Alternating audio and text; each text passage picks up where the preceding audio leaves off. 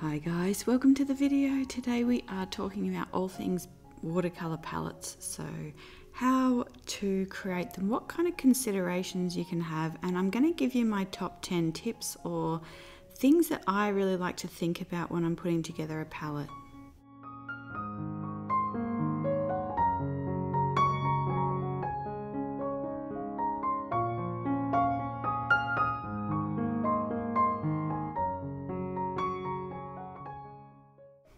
Okay, so in my last video, which was a haul, I showed a beautiful wooden palette. You can see it there on the right.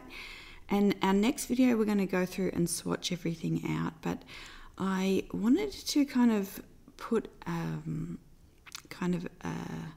just a little thing in there to say that a lot of the products that I am now showcasing on the haul videos, they're not entry-level products. So 15 years ago I started collecting watercolors, and I had a little student grade tin of Winsor & Newton and a $5 kind of plastic pearlescent kind of shimmer colors from Michaels, and I had that for like 5 or 6 years and I really loved it. So the products that I'm now showing are, you know, artist grade. They're quite, a lot of them are quite expensive. They are artisan made, a lot of them, so you know that does also put the prices up, but I think they're well worth it to kind of have a look at and invest in. So I wanted to show them to you, but let's just get into the top 10 tips. Okay, so one of my first considerations is, are they warm or cool undertones? And you can see like this is kind of a beginner's schminker set where you have a warm and a cool of each color, and those colors all mix really well together. But when you start branching out and you start kind of adding colors, like here's a little plein air palette that I put together, and 2 of these colors have quite warmer undertones than the rest of everything in the palette.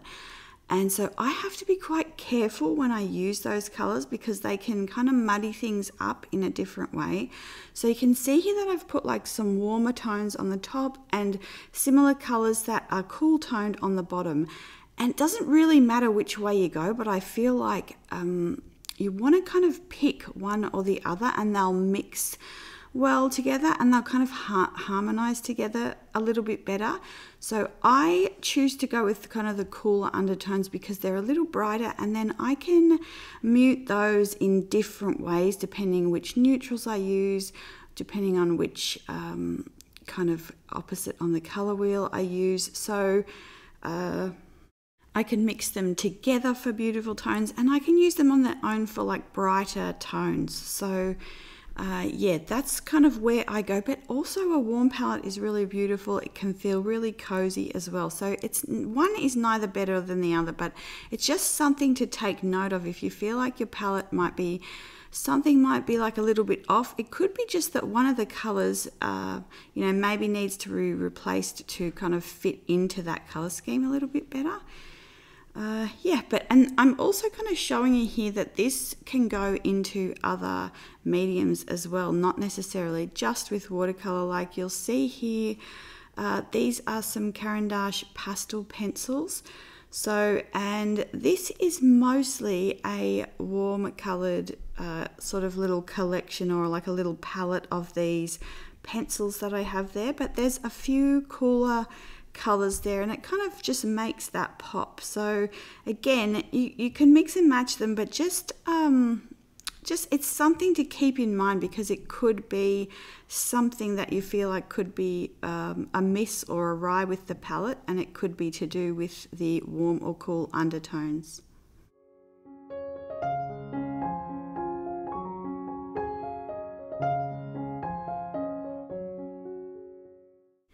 Okay, I don't know if this is an actual term, but I think this is important to note, and I don't often talk about this, but thinking about this, I think it's very important. So some brands re-wet just on the like your brush touches the paint and it re-wets. And so some, you can see like here, so this is a Michael Harding cream. You can't really see the color, but it beautifully re-wets.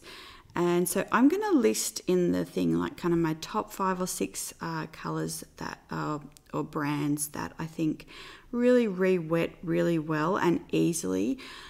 This could be something for ease of use you may really need. You can see here I'm using the Citadella Grey Schist, and you can see that this one does not reactivate well, and in fact I need quite a lot of water on that to make it activate. You can see there I was trying to get some of this peach color, and you know, on the first application of the brush, no colors really coming off. I have to wet that. And so if you've had trouble with colors, this could be it. It just could mean that you need to just drop a little bit of water on it and wait for that for, it's usually just 20 or 30 seconds. But I just like to kind of wet the colors. You'll see that in the videos, just wet the colors as I start my painting session, and then they're good to go as I get around to using them.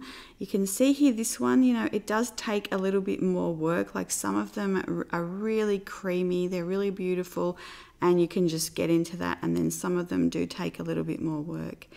So the next thing I wanted to mention was whether it's granulating or non-granulating, and quite often colors that I really enjoy using, I will have I'll have both. I'll have a granulating version and a non-granulating version. So that was Isero Powdery Pink, the smooth one, and this is the Creamer Pink color, which is like a potter's pink.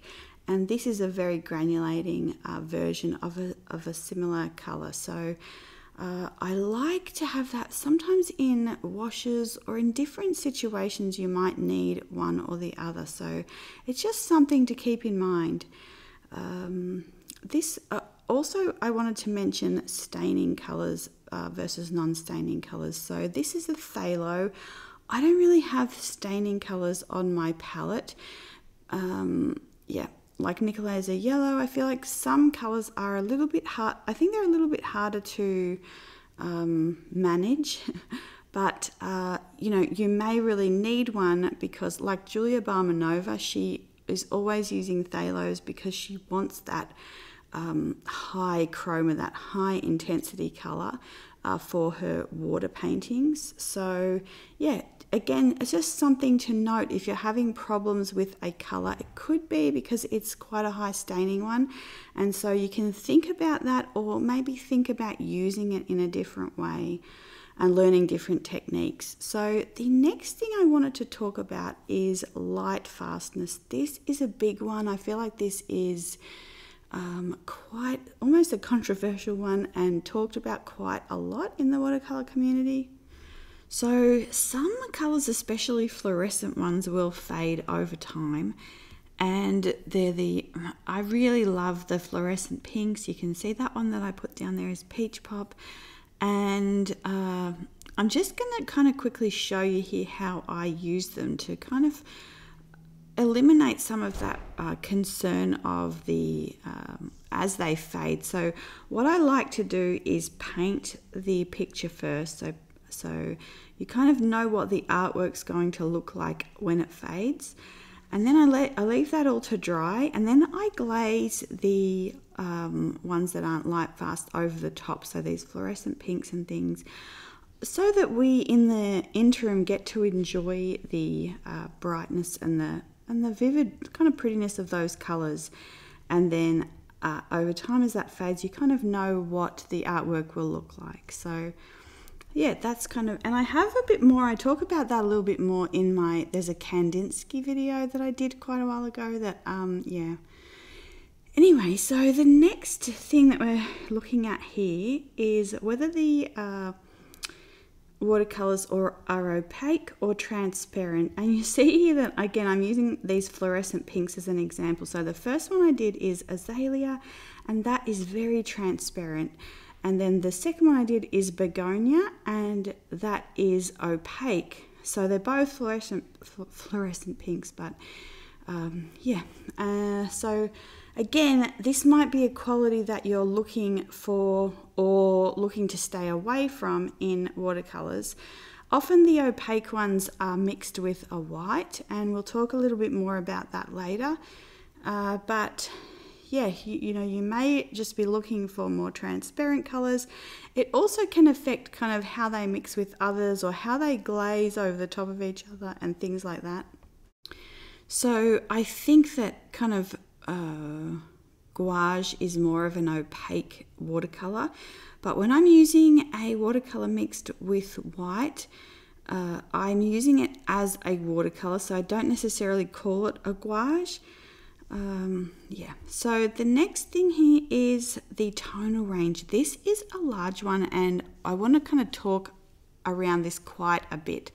So there's quite a few different kind of layers to this. So the first thing you can see here is in my palettes, I like to just have lighter versions of a color up to like a darker, brighter, more saturated version of a color. So yeah, and then what you can also do is edit your photo of your palette, take the saturation down, and just see there, do you have a nice array of darks, lights, and midtones in your palette?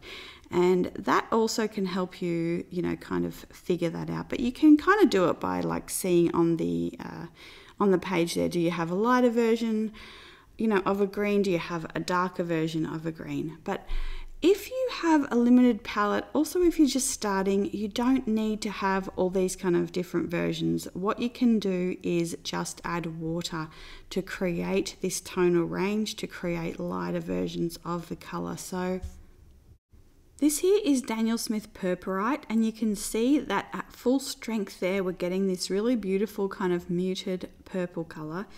And then as I add, just kind of dipping my brush in the top of the water and adding water, the you know, the tonal range is getting lighter and lighter. So I'm just kind of showing you here three different kind of options you have. One is to add water, which we just talked about.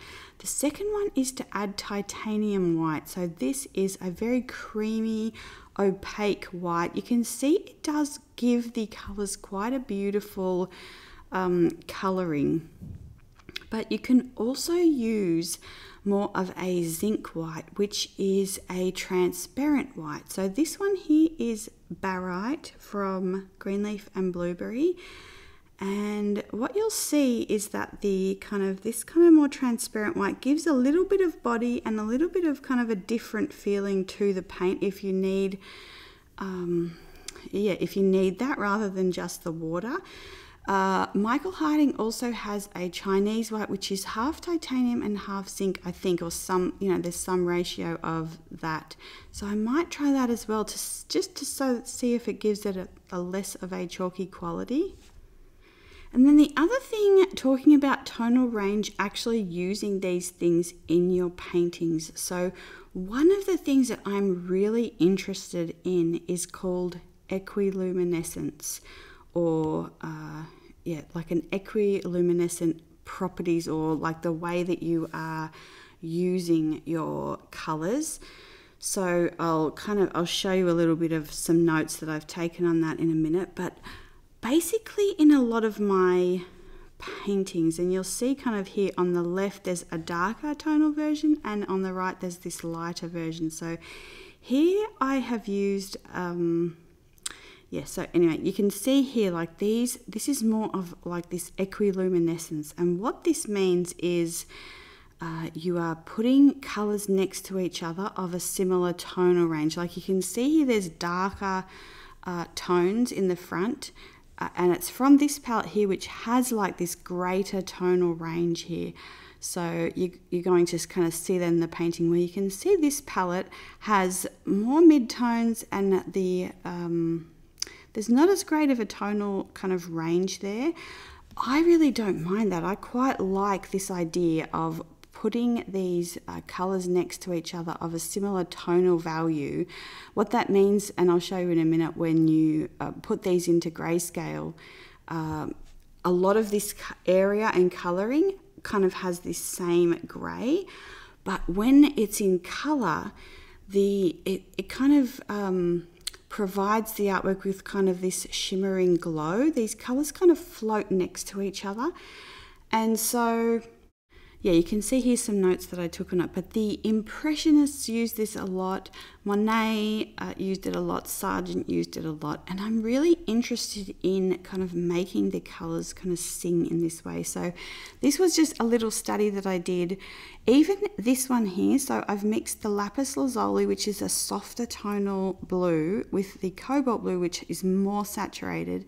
And it gives a little bit of movement into kind of otherwise what would not be necessarily as kind of textural of a colour. The cobalt blue is quite smooth. So you can kind of see here in grayscale the tonal situation. What I'm looking for is this softness, this blending, and yeah, like this kind of soft glow. Some of that can be achieved through like the way that you're softening out the edges of the watercolor as well, and some of it's to do with like the tonal variation of the colors that you're using. So when I started painting, my brother was always telling me to put the paintings into grayscale and kind of have a look at it, and I always just thought, yeah, the darks and the lights are in the right places, but it wasn't that interesting. And yeah, you can see here, like this palette does not have a large tonal range, but I think this one's going to get a bit of a rejig now that I'm kind of knowing what colors I'm using, but I have really loved this. You can see that I put kind of some darker colors on the side there, so that I get like a little bit of this like dark perylene green in here, to give this slightly more of a tonal variation.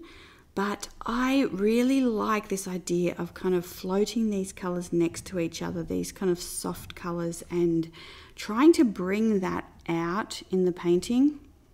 And these ones here are very quick, like 5 minutes, just, you know, quickly looking at the landscape and getting something down.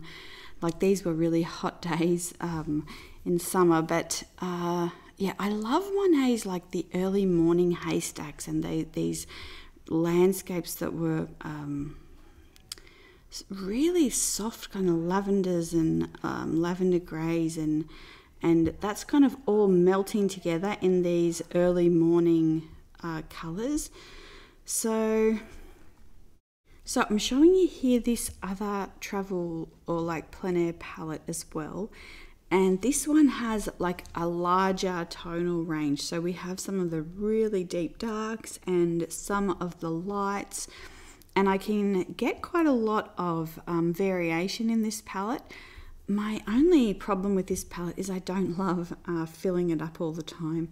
So I did try to put the more staining colours like the yellows, the oranges in the little pans, because I don't really need much of those and I don't need to fill them up as much, but I'm finding even the perylene greens and things in the larger pans and still I'm using quite a lot. So anyway, again, like these are just all kind of decisions that you're making as you're putting the palettes together, as you're using them. So this is kind of the new palette that again, like that, I've gone through all of these types of questions, and one of the things I think that shows, like, it's going to help start you on your journey of what your style is. Do you like granulating colors?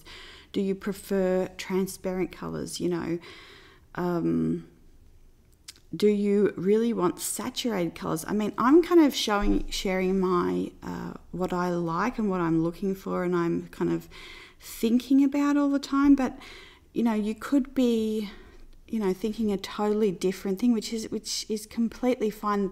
That's what should be reflected in your palette. If you really love, you know, dark staining colors, then you want to kind of have those in your palette to be able to use them. So yeah, and it's just something to think about as you're kind of looking around and, you know, looking at colors online and things.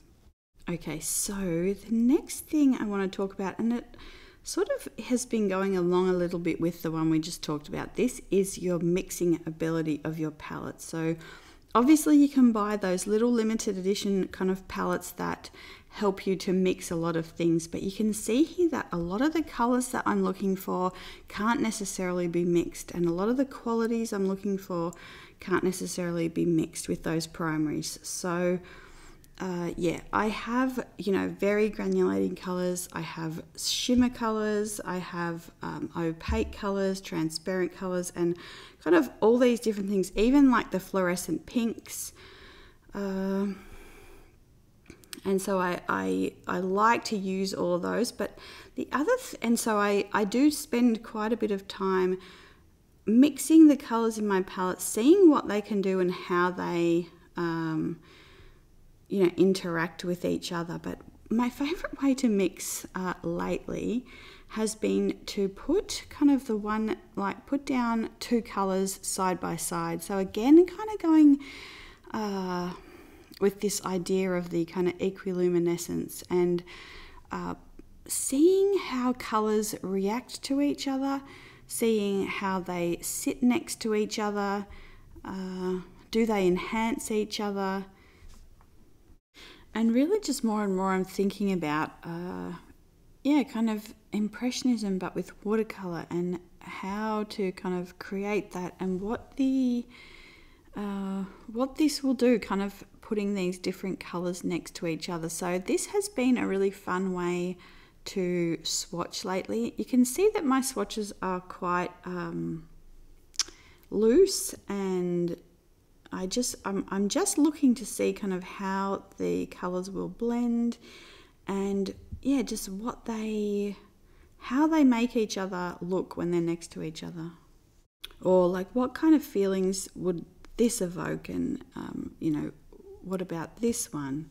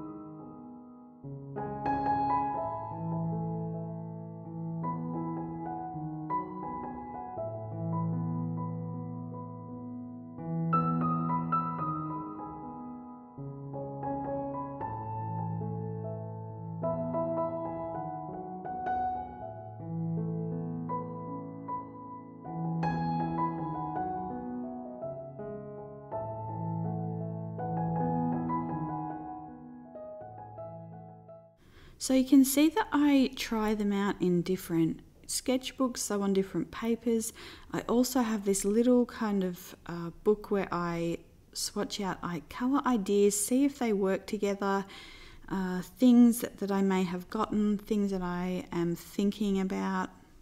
For me, colour is really important, and knowing my colours and knowing how they mix and how they work together is really important. So I do spend quite a bit of time on that. And so the next thing we're going to talk about are sparkle colours, shimmer colours. I really love them. I feel like there's either you really enjoy them or you don't, which is totally fine. But so I really find that like those moments in life where there is, so like the water might be shimmering in the sunset, or the sun is shining through like the branches and kind of creating this dappled light, or the dew on the grass is kind of glistening, and I find like those moments are so beautiful. So I love to have shimmer colors in my palette and create a little bit of that in the artwork. So again, it's kind of this balance between like earthy colors and then just this kind of these little accents of like pretty shimmery. Yeah, so anyway, again, that's just a consideration I have. Now, one thing that I wanted to share with you is if you're starting watercolor, how can you create a palette that's got a little bit of this kind of prettiness to it, so just at home. So I'm going to kind of show you a way that you can use probably supplies that you have, things that also we've been talking about over the summer, so some of this like gold foil, and create some pretty half pans. So first of all, you want to get the half pan to kind of the situation where it is dry, so you just have to add this kind of top bit of color. So fill the half pan, let it dry, and then you're kind of adding color on top. You can see this one here has been sitting in the tube for quite a few years, so it is quite tacky. So you just want to make sure that your watercolor is not too runny out of the tube, but generally, like this one's actually not, you can see like some of the other ones blended out a little bit smoother and nicer. This one's still kind of having a bit of a hard time here, but you take a knife or a palette knife and you just kind of pulling that towards the edges to kind of fill the top of that half pan, just create this really neat, nice kind of full top. And then you can just let this dry. So again, this is just the top layer, so you will have wanted to already fill the half pan and let all that dry, and then this is like the last layer that you'll do. Okay, so the next thing that you do is just, I'm going to use here a little bit of this Schmincke Aqua Bronze. We've talked about it on the channel. You can see I've put it in this little tiny portable kind of little bottle I can put in my palette. But this is the Schmincke Aqua Bronze, and again you can use like a glitter. We'll use a glitter in a minute. That's just kind of a barely there bit of shimmer. You can also just drop this on, or you can wet it, and that will create two different effects as well. So yep, and then this is a little bit of, I just searched on Amazon, gold foil. I think this is like an edible gold foil. It was pretty inexpensive, and then you can just pop that on, use like a palette knife or a knife to just kind of move that around a little bit where you want it. I'm going to just take off a little bit of this gold here. I wasn't really loving how this color turned out, which is again fine. You can just kind of, move that around. But you can see here in the palette, there's quite a few different ones here that I've done just to show you that you can kind of make your palettes quite pretty and quite nice, even just from home, even if you're just a beginner and you have just a few supplies. So again, this is a half pan I bought, so I don't have, I can't fill the top of it. but this is the silk grey from Ocean Paper. But what I just did is wet the corner, and I just tipped a little bit of glitter on it so that in the palette there you just get this little shimmer of the kind of soft blush pink on the kind of lavender grey there, and it's just really lovely to look at. So the last thing I want to kind of talk about is just, does your palette make you happy? So this would seem to be a pretty obvious one, but I feel like it's often overlooked, or it's often like you know, you're kind of told what colours to have or what needs to be in your palette, but it may not necessarily make you happy, so therefore you won't feel like you want to pick up your palette and paint. I remember when I was first putting together a palette and I was hearing all these things like, you can only have this, you can't have these types of colours, you can't do this, and I felt so just overwhelmed with what the palette shouldn't be. And then I realized, look, all these things are available and I can make the palette however I want. So yeah, it's really, really nice to be able to curate and create a palette that you really enjoy. You can see I'm just showing you here as well. This is the Meeden Enamel palette. They're available at the minute. They're not always available, but I take the little sort of spoke things out of the sides and put them into the middle so I can fit a whole nother row of colours in there. And these are palettes that I am creating with my mum. So the first one I created for her a few years ago, just to see if she was even interested in painting or not.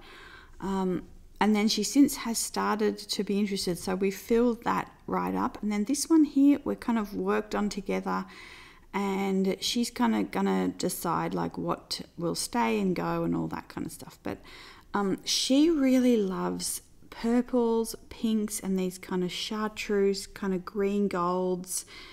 Yeah, so that is what we put a lot in this palette. So, and I might swatch these out, or at some point like swatch some of this out or show you this, but what am I trying to say? Yes, like she really loves the lighter colours as well. So I just did some kind of swatching of what's in there to show her, see if this is kind of the direction she wanted it to go in. And, you know, the first palette I made her was just quite a balanced palette. I gave her like, a lot of different sort of versions of the colours to see what she liked, what she didn't. And then from there, like she's able to, find colours that really inspire her and she just really enjoys to use. So I just think that is such a crucial part of painting and of watercolor. You can see just like swatching the colors, like here's an arrangement. She really loves pencils, so mostly she has had pencil collections until now. So yeah, anyway, I just hopefully that all is cohesive and you can kind of think about your palettes in a different way. So you can see here as well, we have been doing some gardening. Oh, we got these bulbs in March, or in spring. These are so beautiful. This was such a nice box to actually open, but I didn't realize like there just would be so many. So anyway, we just kind of cleared this little section of garden, and we've got tulips, daffodils, irises, hollyhocks, poppies, kind of all going in this little section. So we'll see how it goes.